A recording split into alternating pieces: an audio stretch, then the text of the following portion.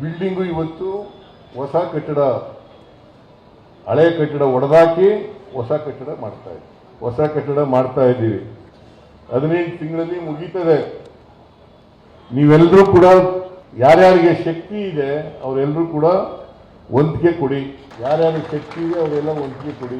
ಯಾಕಂತಂದ್ರೆ ಸರ್ಕಾರನೇ ಮಾಡೋಕ್ಕಾಗಲ್ಲ, ಇದನ್ನೆಲ್ಲ ಬೈತಿ ಸುರೇಶ್ ಒಬ್ಬನೇ ಮಾಡೋಕ್ಕಾಗಲ್ಲ. ನೀವೆಲ್ಲ ಸಹಕಾರ ಕೊಟ್ಟರೆ ಈ ಬಿಲ್ಡಿಂಗ್ ಆಗಲಿಕ್ಕೆ ಸಾಧ್ಯ ಆಗ್ತದೆ. ಆಮೇಲೆ ಮೈಸೂರಿನಲ್ಲಿ ಒಂದು ಜಾಗ ಕೊಡಿಸ್ತೇನೆ ನಾನು, ಸಿದ್ಧಾರ್ಥ ನಗರ, ಅಲ್ಲಿ ಜಾಗ ಕೊಡಿಸಿ ಒಂದು ಸಮುದಾಯ ಭವನ ಮಾಡಿಕೊಟ್ಟೆ. ಆ ಸಮುದಾಯ ಭವನದಿಂದ ಈಗ ಸ್ವಾಮೀಜಿಗೆ ಆದಾಯ ಬರ್ತಾ ಇದೆ, ಮಠಕ್ಕೆ ಆದಾಯ ಬರ್ತಾ ಇದೆ. ಆಮೇಲೆ ಯಾಂದಳ್ಳಿ ಹತ್ರ 12 ಎಕರೆ ಜಮೀನು ಕೊಡಿಸ್ತೆ.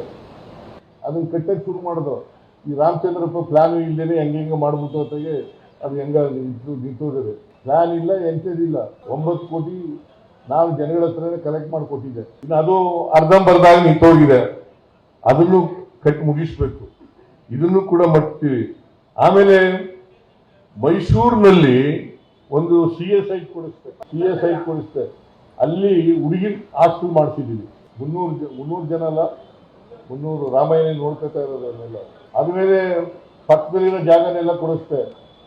ಅಲ್ಲಿ ಒಂದು ಸಮುದಾಯ ಭವನ ಮಾಡ್ತಾ ಇದ್ದೀವಿ. ಅದು ಸಮುದಾಯ ಭವನ ಆದ್ಮೇಲೆ ಅಲ್ಲಿ ಹಾಸ್ಟೆಲ್ ನಡೆಸಲಿಕ್ಕೆ ಅನುಕೂಲ ಆಗ್ತದೆ. ಹುಬ್ಳಿನಲ್ಲಿ 3 ಕೋಟಿ ಕೊಟ್ಟು ಅಲ್ಲೊಂದು ಜಾಗ ತಗೊಂಡಿದ್ದೀವಿ. ಮಂಡ್ಯದಲ್ಲಿ ನಾನು ಮಾಡೋದಲ್ಲ, ಗುಲ್ಬರ್ಗದಲ್ಲಿ 3 ಎಕರೆ ಬಹಳ ವರ್ಷಗಳಿಂದ ಪೆಂಡಿಂಗ್ ಇತ್ತು. ಕೋಲಾರದಲ್ಲಿ ಆಗ್ತಾ ಇದೆ. ಸೊ 600 ಸಮುದಾಯ ಭವನಗಳನ್ನ ಪ್ರಾರಂಭ ಮಾಡ್ತಾವ್. ಅದು ಸರ್ಕಾರದಿಂದ, ನಮ್ಮ ಕೈನಿಂದ ಅಲ್ಲ, ಸರ್ಕಾರದಿಂದ. ಇವನ್ನೆಲ್ಲ ಮಾಡ್ತಕ್ಕಂಥ ಕೆಲಸವನ್ನ ಮಾಡಿದ್ದೀನಿ.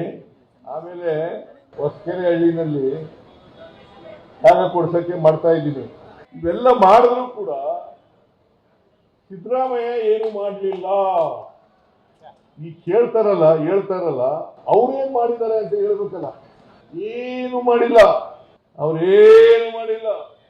ಆದ್ರೂ ಹೇಳೋದು ಸಿದ್ದರಾಮಯ್ಯ ಏನ್ ಮಾಡಿದನು, ಕುರುಬರು ಸಂಘಕ್ಕೆ ಏನ್ ಮಾಡಿದ್ದಾರೆ. ನಾನು ಇಲ್ಲದೆ ಹೋಗಿದ್ರೆ ಇವತ್ತು ಈ ಆಸ್ತಿನೇ ಉಳಿತಿರ್ಲಿಲ್ಲ. ಆಮೇಲೆ ಸಂಗೊಳ್ಳಿ ರಾಯಣ್ಣ ಸೈನಿಕ ಶಾಲೆ 300 ಕೋಟಿ ರೂಪಾಯಿ ಖರ್ಚು ಮಾಡಿರೋದು, 300 crores. ಸಂಗೊಳ್ಳಿ ರಾಯಣ್ಣ ಪ್ರಾಧಿಕಾರ ಮಾಡಿದ್ದು ನಾನೇ. ಕಾಗಿನೆಲೆಯಲ್ಲಿ ಗುರುಪೀಠ ಮಾಡಿದ್ದು ನಾನೇ. ಆಮೇಲೆ ಪಕ್ಕದಲ್ಲಿ ಜಮೀನು ಇರಲಿಲ್ಲ.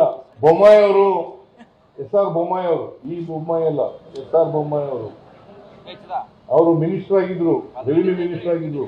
ಅವರಿಂದ ಜಾಗ ಕೊಡಿಸಿದ್ದು. ಅಲ್ಲೆಲ್ಲ ಅಷ್ಟೊಂದು ಜಾಗ ಇರ್ಲಿಕ್ಕೆ ಸಾಧ್ಯನೇ ಇರ್ತಿರ್ಲಿಲ್ಲ. ಸೊ ಏನೇ ಆಗಲಿ, ಈಗ ಮುಗ್ಡಪ್ಪನಿಗೂ ನಮಗೂ ಆಗಲ್ಲ, ನನಗೂ ಆಗಲ್ಲ, ನನ್ನ ಹತ್ರ ಬರ್ತಾನೆ ಇಲ್ಲ.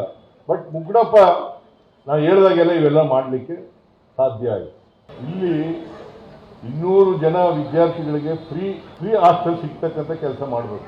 ಆಮೇಲೆ ಬೆಂಗಳೂರು ನಗರದಲ್ಲಿ ಇಲ್ಲಿ ಒಂದು ಮಹಿಳಾ ಹಾಸ್ಟೆಲ್ ಕೂಡ ಆಗ್ಬೇಕು. ಕೋಣಂಕುಂಟೆನಲ್ಲಿ ಅದು ಮಹಿಳಾ ಹಾಸ್ಟೆಲ್ ಅಲ್ಲ, ಅದು ಹೇಳ್ಬಿಡ್ತೀನಿ. ವೀರಪ್ಪ ನಡೆಸ್ತಾ ಇರೋದಲ್ವಾ, ಅದು ಏನ್ ಮಾಡ್ತಾರೆ, ಕೆಲ್ಸಕ್ಕೆ ಸೇರಿರ್ತಕ್ಕಂಥ ಮಹಿಳೆಯರಿಗೆ, ವಿದ್ಯಾರ್ಥಿಗಳಿಗೆ ಈಗ ಬಹಳ ಸಂತೋಷ. ಅದು ಬಹಳ ಕಡಿಮೆ ಜನ ಇರೋದು, 40 ಜನನೇ ಅಷ್ಟೇ ಇರ್ಬೇಕಪ್ಪ ಕನಿಷ್ಠ. ಬೆಂಗಳೂರು ನಗರದಲ್ಲಿ 300 ಜನ ಮಹಿಳೆಯರಿಗೆ ಹಾಸ್ಟೆಲ್ ಸಿಗ್ತಕ್ಕಂಥ ಕೆಲಸ ಆಗ್ತದೆ. ಫಕೀರಪ್ಪ ಜಾಸ್ತಿ ಓದಿಲ್ಲ, ಆದ್ರೂ ಕೂಡ ಕುರುಬರ ಸಂಘ ಮಾಡಿ ಅಲ್ಲಿ ಈಗ ಜಿಲ್ಲೆನಲ್ಲೆಲ್ಲ ಕುರುಬರ ಸಂಘದ ಅಧ್ಯಕ್ಷನಾಗಿದ್ದ. ಅವರೆಲ್ಲ ಮಾಡಿದ್ದಾರೆ. ಪಾಪ ಬಹಳ ಜನ ಸಂಘಕ್ಕೋಸ್ಕರ, ಸಮಾಜಕ್ಕೋಸ್ಕರ, ಮಠಕ್ಕೋಸ್ಕರ ಕೆಲಸ ಮಾಡಿದ್ದಾರೆ. ಅವ್ರಿಗೆಲ್ಲರಿಗೂ ಕೂಡ ಧನ್ಯವಾದಗಳನ್ನ ಹೇಳಲಿಕ್ಕೆ ಬಯಸ್ತಾ ಇದ್ದೇನೆ. ವಿಶ್ವನಾಥ್ನೂ ಸೇರಿ